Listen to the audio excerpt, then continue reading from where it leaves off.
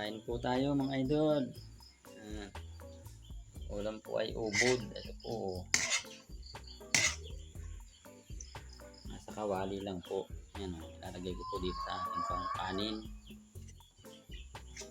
Ubod. Dami. Tataklob ako na.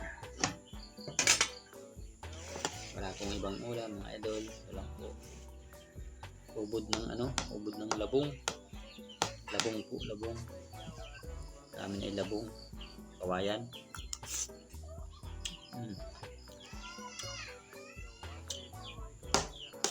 Harap mga idol.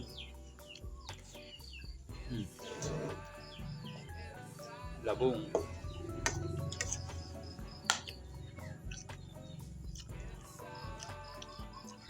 Wala pong ibang maulam eh.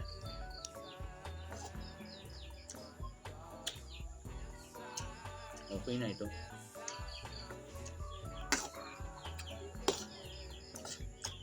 Minsan ay matikman ang mga gulayin, labong.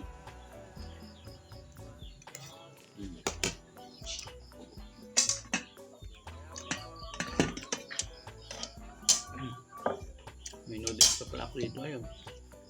Dami pa mga idol. Dami pang noodles dito. Ayan. Noodles. Yung ulam ko kanina. Ulamin ko na rin ngayon.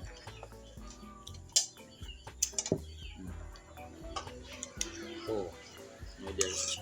Itlog. Itlog. Idol.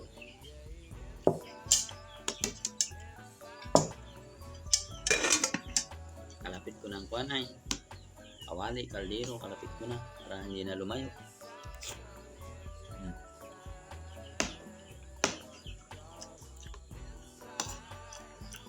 Magandang hapon po sa ating lahat.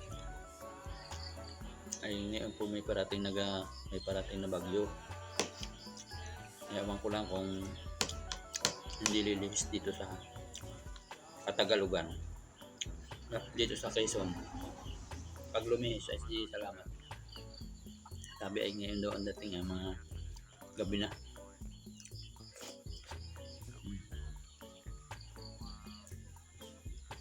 Pero kanina uminit. Nag-init kanina. Nag-init. Tapos na yun, umambo na. Nag-ambo na.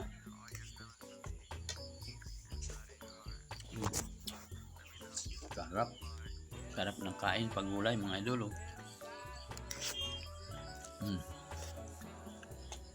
Kain po tayo. Noodles. Labong. Sabi sa balita, ang tinataas daw ng bagyo ay Romlon. Romlon na. Ibig sabihin, pag Romlon, ay di palapit na dito sa Quezon, sa amin. Kaya ingat-ingat po tayo mga idol. At lalo na po na sa mga tabing dagat, ingat-ingat po tayo. Yung mga may bahay pa sa tabing dagat, sa may tabing ilog, ingat-ingat po tayo. Magandang hapon ulit po sa ating lahat. At God bless po mga idol.